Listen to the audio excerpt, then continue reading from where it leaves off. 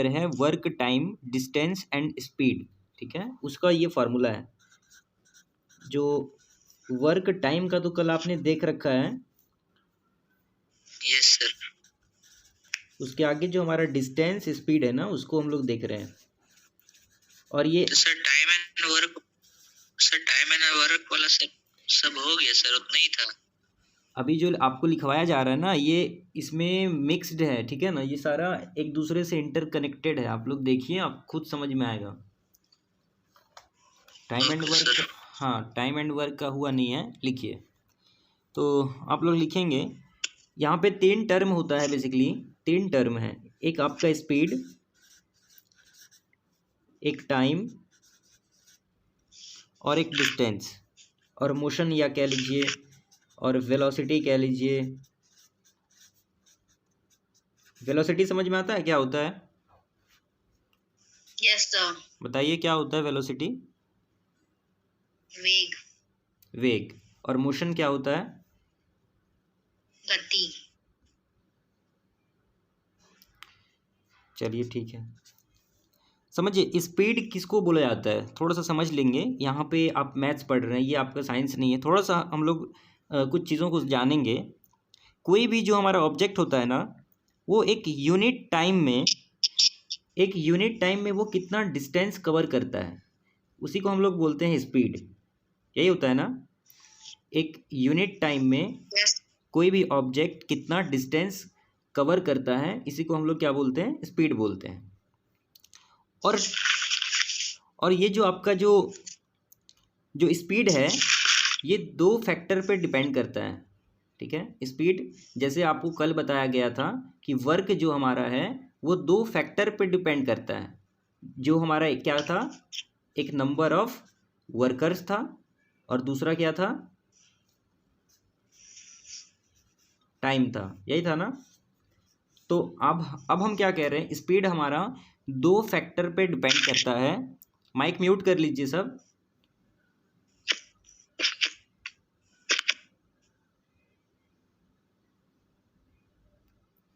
Speed हमारा 2 factor पे depend करता है। पहला टाइम और दूसरा डिस्टेंस। अगर आप स्पीड की फार्मूला को भी देखना चाहें तो यही होता है, डिस्टेंस बाय टाइम। तो इसलिए हम कह रहे हैं स्पीड हमारा 2 फैक्टर पे डिपेंड कर रहा है, एक डिस्टेंस और टाइम, ठीक है। तो अगर इन दोनों में चेंजेस हो रहा है तो हम डेफिनेटली ये कह सकते हैं कि स्पीड में भी फ़र्क पड़ेगा। सिमिलरली, जैसा कि हम कल कह रहे थे, अगर नंबर ऑफ वर्कर्स और टाइम में अगर कुछ बदलाव हो रहा है, कुछ चेंजेस हो रहा है, तो इसका मतलब ये है कि जो वर्क डन होगा, तो इसका मतलब हमारा जो वर्क डन होगा उसमें भी चेंजेस देखने को मिलेगा। अब ज़रा देख ले, ये मोशन क्या है। तो मोशन किसी भी वस्तु में जो समय के साथ जो स्थान परिवर्तन होता है, पोजीशन जो चेंजेस होता है टाइम के रिस्पेक्ट में, वही मोशन कहलाता है। वेलोसिटी भी आप सब जानते ही हैं, क्योंकि आपने साइंस में भी पढ़ा है वेलोसिटी क्या होता है। कोई भी ऑब्जेक्ट एक यूनिट टाइम में, एक इसमें क्या होता है, एक डायरेक्शन भी होता है ना, वेक्टर है वेलोसिटी, पढ़े होंगे आप लोग। Yes sir. ठीक है, तो ये सारा टर्म्स आप लोग जान चुके हैं। अब स्पीड का अगर फार्मूला देखेंगे, हम बोलते हैं स्पीड जो होता है डिस्टेंस बाय टाइम होता है। मतलब एक यूनिट टाइम में जो जितना भी डिस्टेंस ट्रेवल किया गया वो स्पीड होता है, ठीक है। बहुत ही सिंपल बात है। अब यहाँ से जो speed equal to distance by time हम बोल रहे हैं, अगर सिमिलरली आपसे पूछ ले टाइम इक्वल टू व्हाट, तो आप बोल सकते हैं ना, डिस्टेंस इनटू स्पीड। तो इसी तरह से अगर इन तीनों में से कोई भी चीज़ आपसे पूछ लिया जाए, अगर आपसे कोई पूछ ले डिस्टेंस इक्वल टू व्हाट, तो आप बोलेंगे, क्या बोलेंगे? स्पीड। और अब इसके बीच का रिलेशन आप लोग खुद से भी निकाल सकते हैं, ठीक है ना। चलिए, अब हम लोग थोड़ा सा आगे बात करते हैं, ठीक है। तो सबसे पहले कभी भी अगर क्वेश्चन में आपको किलोमीटर आर में दिया हुआ है स्पीड या वेलोसिटी, तो आप ध्यान रखेंगे यूनिट कन्वर्जन करने की नीड है कि नहीं। तो कल हम लोग जो क्वेश्चन कर रहे थे उसमें एक आया था मीटर पर सेकेंड वाला। तो मीटर पर सेकेंड में जब हम लोग चेंज करेंगे किलोमीटर पर आवर को, तो हमको क्या करना है, वैल्यू को 5/18 से मल्टीप्लाई कर देना है, ठीक है ना। ये वाला फिगर आप लोग ध्यान से देख लीजिए, 5/18 से। अगर हम बोले कोई भी चीज़, कोई भी हमारा एक ऑब्जेक्ट मूव कर रहा है x किलोमीटर पर आवर के स्पीड से, तो अगर मीटर पर सेकंड में चेंज करेंगे तो हम बोलेंगे 5/18 कर देंगे, तो ये आपका जो वैल्यू आएगा मीटर पर सेकंड में आ जाएगा। क्लियर है यहाँ तक? Yes sir. Yes sir. हाँ। अच्छा, अब अगर इसी का हम लोग एकदम उल्टा कर दें, अगर आपसे ऐसा कहा जाता कि आपके पास x मीटर पर सेकंड में वैल्यू दिया गया है, आपको इसको चेंज करना है किलोमीटर पर आवर में, तो इस केस में हम लोग क्या बोलते?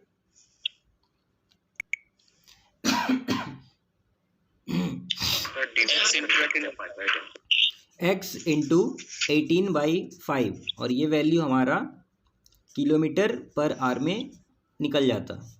तो ये दो चीज़ आप लोग ध्यान से देख लीजिएगा, नोट कर लीजिए, ये आपका क्वेश्चन सॉल्व करते समय यूज़ होगा। मीटर पर सेकंड में बोलेगा चेंज करने तो 5/18 से, और अगर मीटर पर सेकंड को किलोमीटर पर आवर में बोल दिया कन्वर्ट करने, मतलब क्वेश्चन के नीड के हिसाब से, रिक्वायरमेंट के हिसाब से, तो ऐसे हम लोग कर लेंगे। समझ में आया?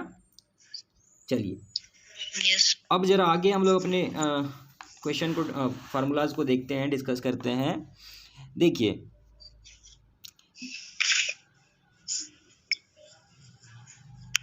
यहाँ पर ये जो आपका एक क्वेश्चन बनता है एवरेज चैप्टर से, औसत हिंदी में बोलते हैं, उसमें क्या रहता है ना, आपसे बोला जाएगा कि एक वस्तु या कोई भी चीज़ हो सकता है, वो x किलोमीटर प्रति घंटा के रफ्तार से एक निश्चित दूरी तय करता है और y किलोमीटर प्रति घंटा की स्पीड से एक दूसरा डिस्टेंस को ट्रेवल करता है। तो आपसे पूछ लेगा एवरेज स्पीड बताइए, और उस क्वेश्चन में लगभग स्टूडेंट गलत कर देता है। मैं आपको एक क्वेश्चन दूंगा कुछ देर के बाद, आप बताइएगा उसको। तो उसमें हमको करना क्या है, हम लोग पहले एक पॉइंट बनाकर लिख लेते हैं। लिखिए, point number 1, if an object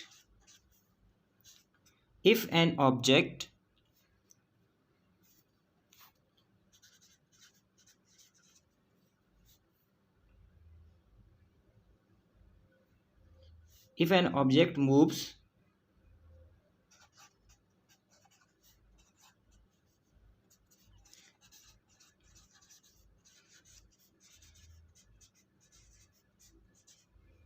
x kilometre per hour and covers a certain distance,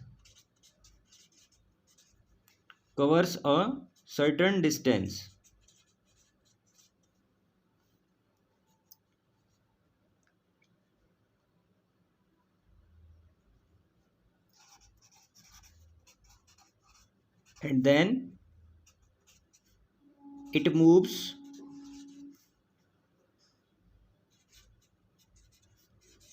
with y kilometer per hour,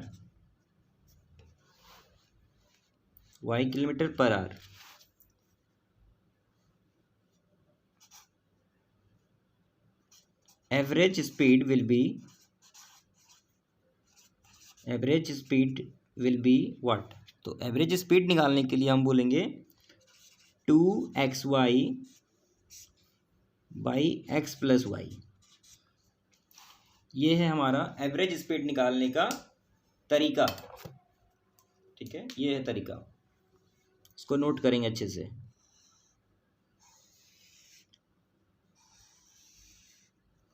समझ में दिख रहा है ना सबको? क्लियर क्या लिखा हुआ है?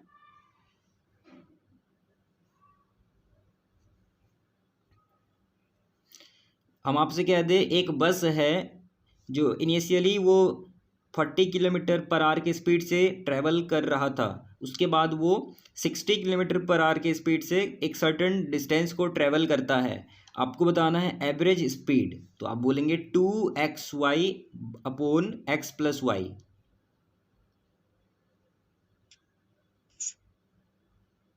48. लिख लिए इसको।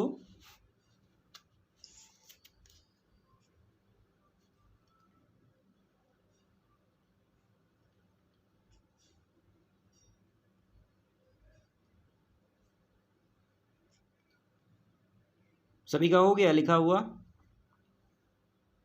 Yes, sir. Yes, sir. हाँ, इसके बाद आप लिखिए दूसरा number point.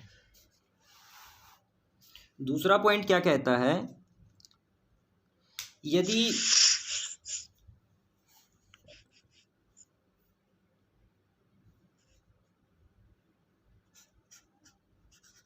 Time of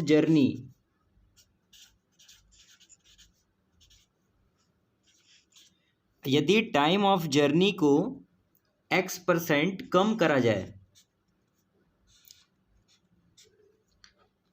time of journey को X% कम करना हो तो कितना स्पीड में हम लोगों को वृद्धि करना होगा, कितना उसको बढ़ाना होगा स्पीड को।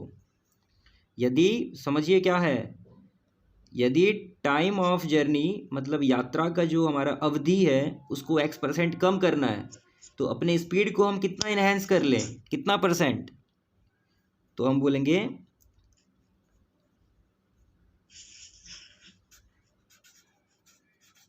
सर एक बार इंग्लिश में sir. Time of journey, if we want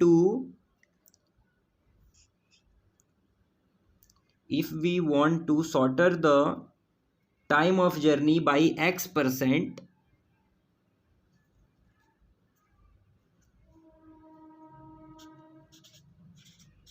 हो गया।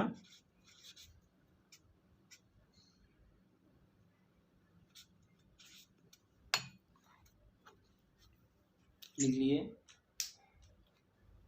Then increment in speed will be X by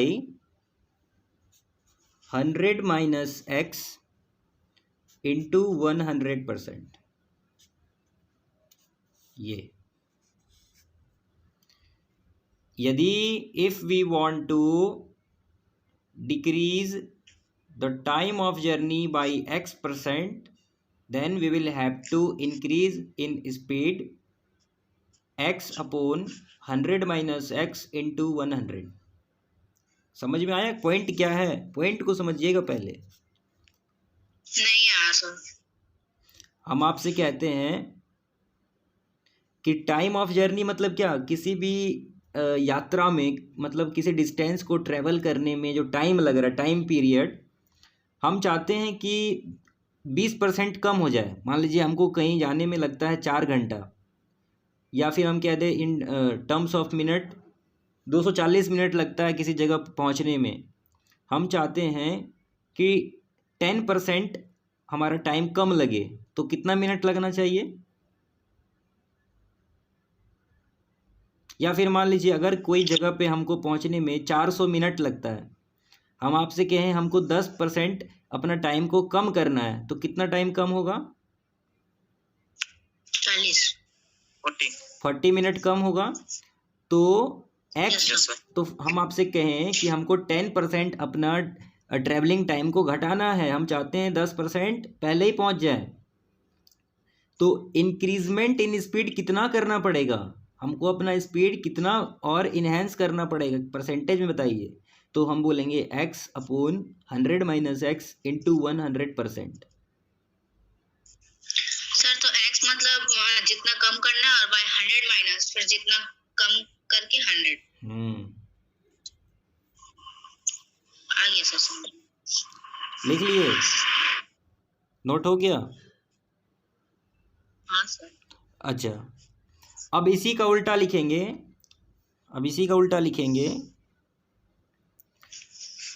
तो अभी हम टाइम ऑफ जर्नी को घटा रहे थे ना, अभी हम बोलेंगे टाइम ऑफ जर्नी को बढ़ा देंगे, इसको उल्टा कर लेंगे सवाल क्वेश्चन को ऐसे। Time of journey is increased by X%, time of journey is increased by X%, then decrement in speed will be what? If time of journey is increased by x%, then the decreasement in speed will be what? In that case यहाँ पे आपको बस minus की जगह पर plus कर देना है इस वाला क्वेश्चन के लिए।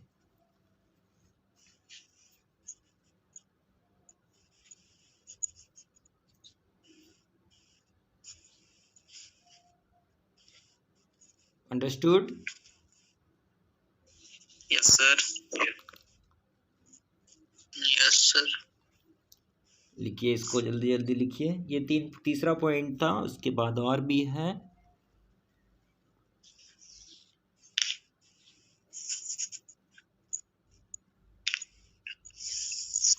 फिर से समझिए पॉइंट क्या कहता है।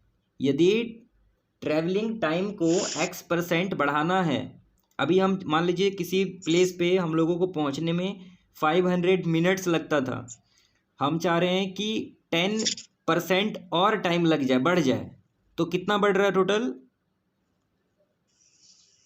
50 मिनट। 50 मिनट। तो 550 मिनट हम अपना टाइम को बढ़ा रहे हैं, बढ़ाकर कर रहे हैं। तो स्पीड को कितना घटा दें? तो वही निकालने के लिए x/100 - x × 100% कर देंगे। आया समझ में? इसको नोट करिए।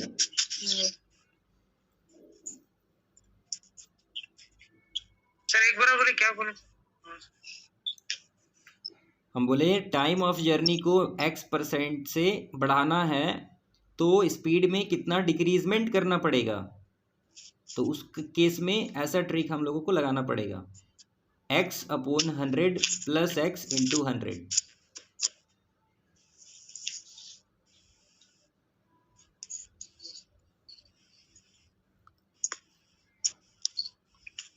हो गया सबका? चलिए नेक्स्ट देखिए। नेक्स्ट पॉइंट पे ध्यान से देखिए क्या लिखा हुआ है।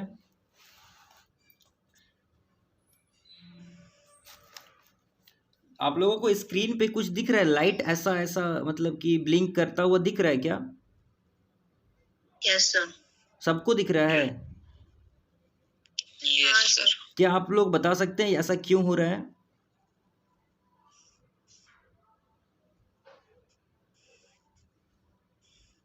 कोई है जो बता पाएंगे वो क्यों ऐसा हो रहा है?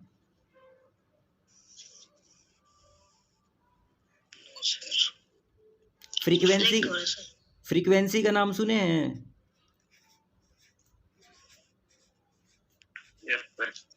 बोले तो फ्रीक्वेंसी को क्या बोलते हैं जी? आवृत्ति। आवृत्ति, हाँ एग्जैक्टली, मैं खुद भी भूल गया था। आवृत्ति, हाँ ठीक है। फ्रीक्वेंसी आपके घर में, आपके घर तक जो आपके घर में जो करंट आता है, जो बिजली आती है, वो कौन सा होता है? एसी करंट होता है, डीसी होता है? एसी होता है। क्या होता है फुल फॉर्म एसी करंट का? अल्टरनेटिंग। और डीसी को क्या बोलते हैं? Direct current. Direct current. Difference जानते हैं दोनों में क्या होता है? कोई हाँ बोलिए, एसी और डीसी में डिफरेंस बताइए जरा। सर एसी जो है वो डायरेक्शन को चेंज करता है। हाँ बिल्कुल सही, डायरेक्शन को, उसका जो वेव बनेगा वो कैसे बनेगा देखिए तो। टर्बुलेंट फ्लो ऐसा होगा। लेकिन अगर हम साइनसॉइडल वेव होगा, डीसी का स्टेट होगा। डीसी कैसे बनेगा वेव? ये वाला। और ये एसी का है। तो ये फ्रीक्वेंसी समझते हैं क्या होता है? नंबर ऑफ साइकिल्स समझते हैं ना, पढ़े हैं ना फ्रीक्वेंसी?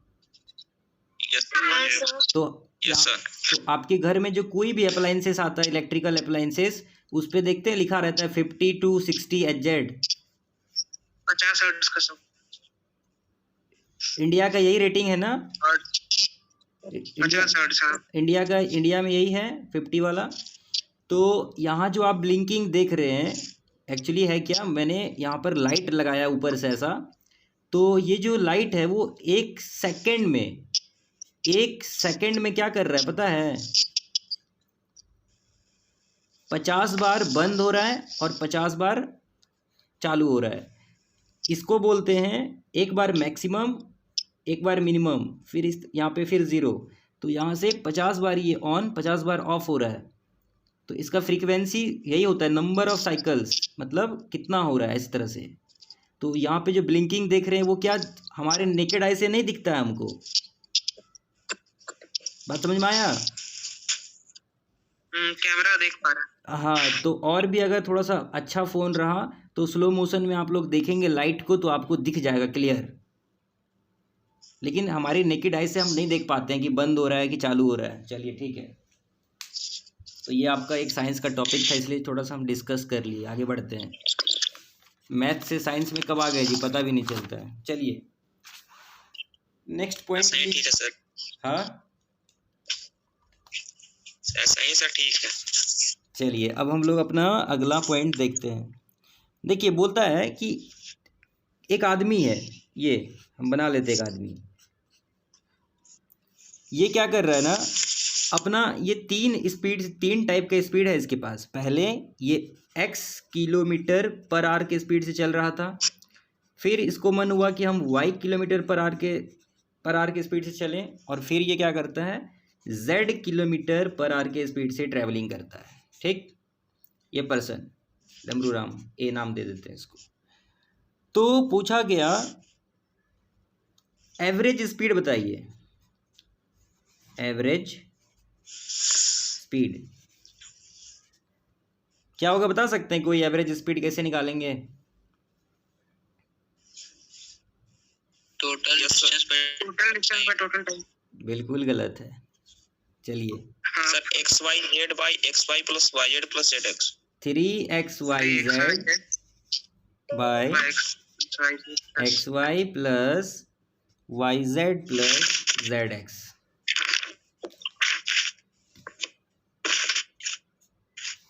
इसको नोट करिए। सर फॉर्मूला बना कैसे?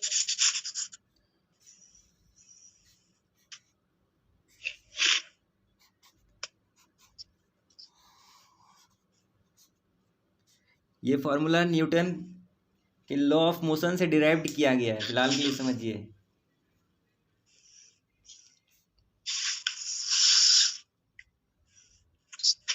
हो गया सबका? सर लिख लीजिए, अच्छा से दिख रहा है ना सब sir. Clear?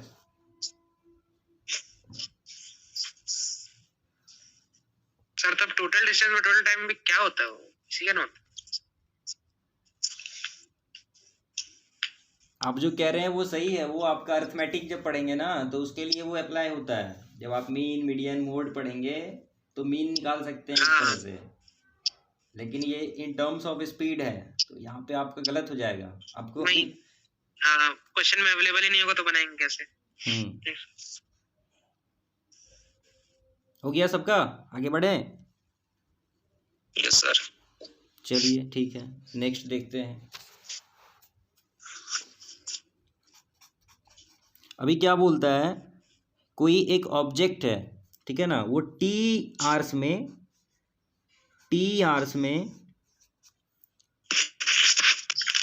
x kilometre per hour के स्पीड से एक सर्टेन डिस्टेंस ट्रेवल करता है। टी आवर्स में x किलोमीटर पर आवर के स्पीड से एक सर्टेन डिस्टेंस कवर करता है। अगर वो y किलोमीटर पर आवर के स्पीड से वापस लौट आए तो जो भी ऑब्जेक्ट गया और आया तो वो कितना डिस्टेंस ट्रेवल किया? ऊपर से पार हो गया क्या? समझ में आया क्या क्या बोले हम बोले एक ऑब्जेक्ट, मान लीजिए हमारा ये एक बस है, बस ये टी आवर्स में, मतलब टी कोई टाइम है, कुछ घंटा होगा, टी आवर्स में पहले x किलोमीटर पर आवर के स्पीड से ये जाता है और y किलोमीटर पर आवर के स्पीड से ये लौट आता है। तो टोटल डिस्टेंस कितना है? Total distance will be what? तो बोलेंगे टोटल डिस्टेंस विल बी, गया आया इसलिए 2xy by x plus y into into T, into यहाँ पे लगाइए, यहाँ पर इंटू लगाइए और टी। सर इंटू 2t ना होगा? 2t यहाँ भी तो आ गया ना, तो यहाँ करेंगे तो यहाँ काटना होगा, कोई एक जगह यूज करेंगे।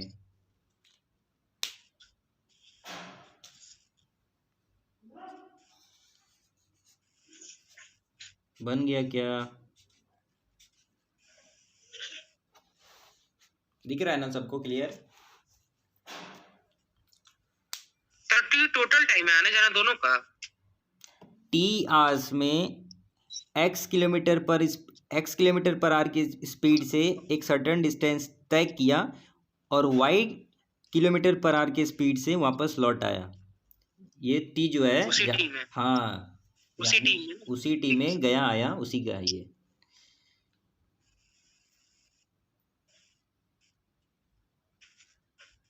हो गया, लिख लिए आप लोग? Yes sir.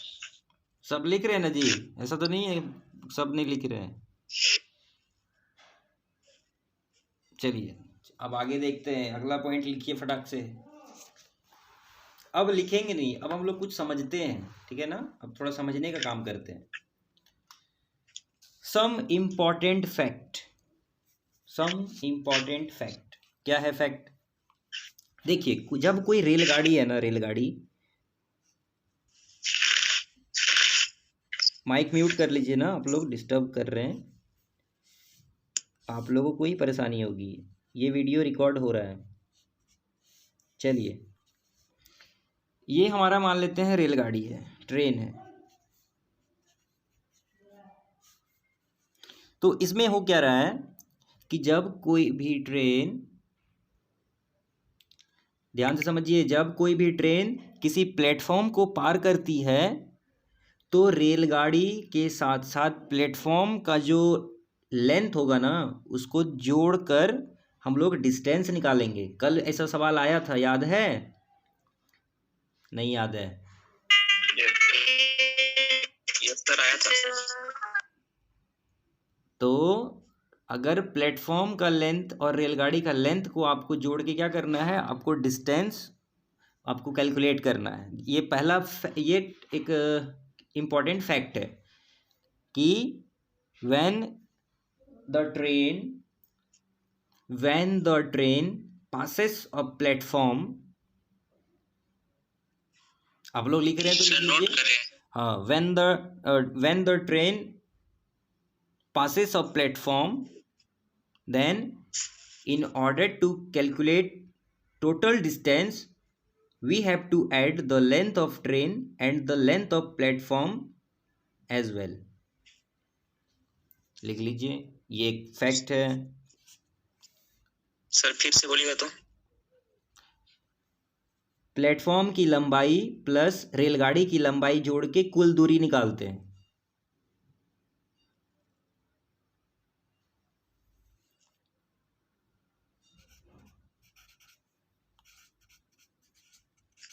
रेलगाड़ी प्लस प्लेटफॉर्म को, इन दोनों का लंबाई को जोड़ दीजिए तो यहाँ पे आपका टोटल डिस्टेंस निकलेगा। Length of the train and the length, आपका लेंथ ऑफ द प्लेटफॉर्म को जब आप ऐड करेंगे, जब आप सम अप करेंगे तो आपका टोटल डिस्टेंस निकलेगा। हो गया सबका? लिख लिए? दूसरा देखेंगे, दूसरा देखिए यहाँ। देखिए कभी भी ध्यान से समझिएगा, एक हमारा रेलगाड़ी ये ऐसा इस डायरेक्शन में जा रही है और दूसरा इस डायरेक्शन में आ रही है, एक दूसरे के विपरीत है, उल्टा है, दिख रहा है ना? ये और ये दूसरा, दोनों का डायरेक्शन अलग अलग है। तो आपसे बोलेगा ना रिलेटिव स्पीड बताइए। आप लोग पढ़े होंगे ना रिलेटिव वेलोसिटी, साइंस में पढ़े हैं? Yes sir. क्या होता है रिलेटिव स्पीड या रिलेटिव वेलोसिटी?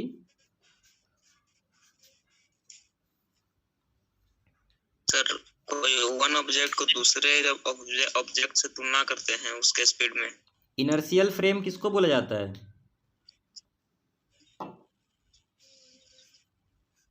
चलिए ठीक है, फिलहाल मैथ पढ़िए। रिलेटिव स्पीड आपको जब निकालने बोलेगा तो हम क्या बोलेंगे? इन दोनों के स्पीड को माइनस करेंगे क्या? इन दोनों के स्पीड को जोड़ देंगे। प्लस करेंगे। हाँ, ये मान लेते हैं अगर x किलोमीटर पर आवर है और ये अगर y किलोमीटर पर आवर की स्पीड से जा रही है, तो रिलेटिव स्पीड के लिए क्या करेंगे? x प्लस वाई कर देंगे।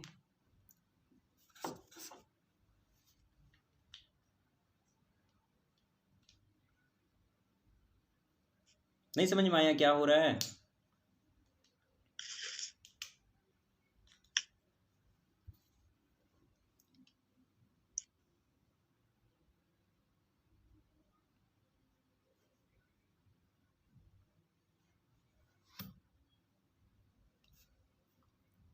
ये सेकंड फैक्ट समझ में आया? थर्ड देखें।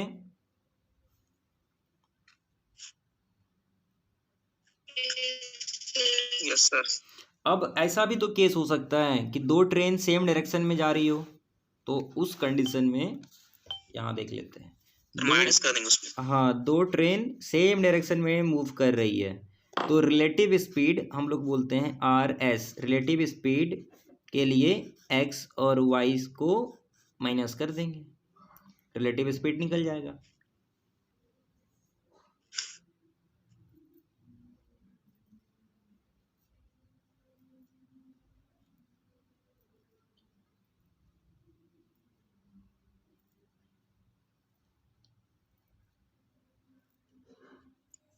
ये हमारा थर्ड वाला है।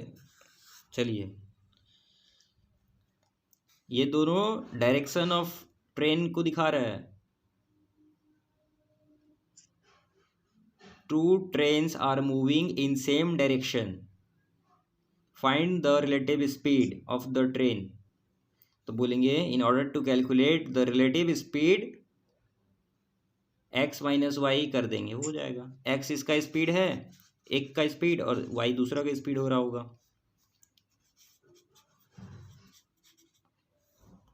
हो गया, लिख लिए।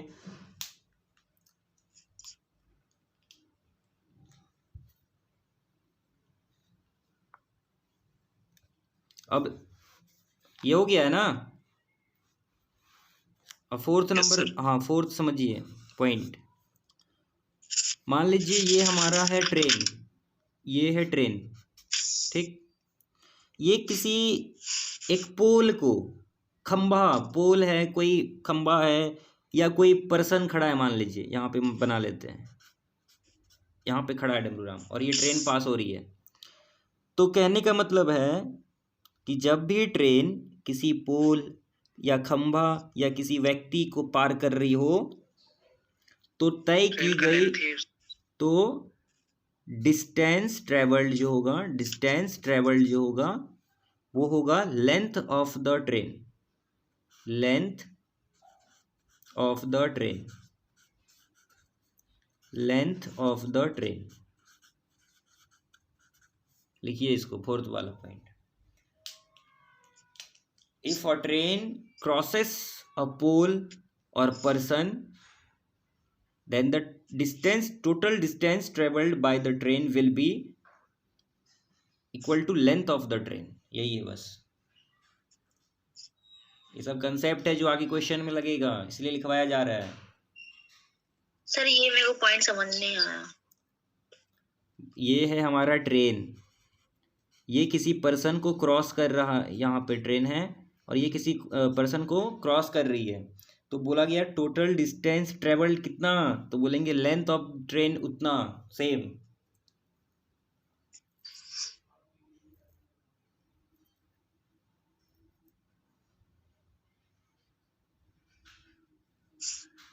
चलिए 5 नंबर पॉइंट देखिए, 5th नंबर पॉइंट।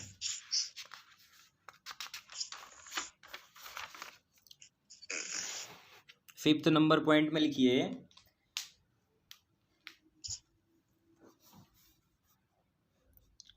ये हमारा ट्रेन है, ठीक है ना, train.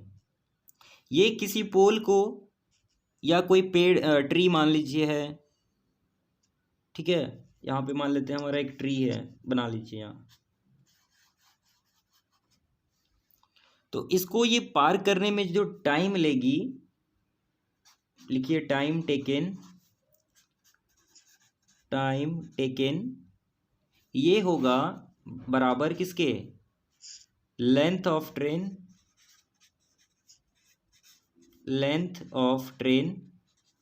By speed of train. Distance by speed, time is equal to distance by speed. Length of train तो खुद एक डिस्टेंस ही है।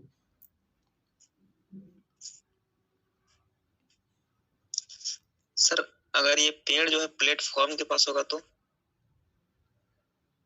हाँ सर ये जो पेड़ जो है ना वो प्लेटफॉर्म पर रहेगा तो कैसे करेंगे? इस पॉइंट को समझिए, क्या बोला गया, बोला अगर गाड़ी किसी भी जो पोल है या कोई पेड़ है उसको पार करने में जो टाइम लेगा वो किसके इक्वल होगा, तो हम बोलेंगे, देखिए यहाँ से आपका क्वेश्चन आपको अभी समझ में आएगा। पहले का हमारा क्या था क्वेश्चन, कि अगर ट्रेन हमारा किसी पर्सन को या किसी पोल को क्रॉस कर रही है तो उसका डिस्टेंस ट्रेवल्ड क्या होगा, तो आपने जाना कि लेंथ ऑफ जो ट्रेन होगा वही हो जाएगा। क्लियर है ना, लेंथ ऑफ ट्रेन हो जाएगा। लेकिन अभी पूछा कि टाइम क्या होगा, टाइम टेकन क्या होगा, तो हम बोलेंगे लेंथ ऑफ ट्रेन, जो यहाँ से अभी आप निकाले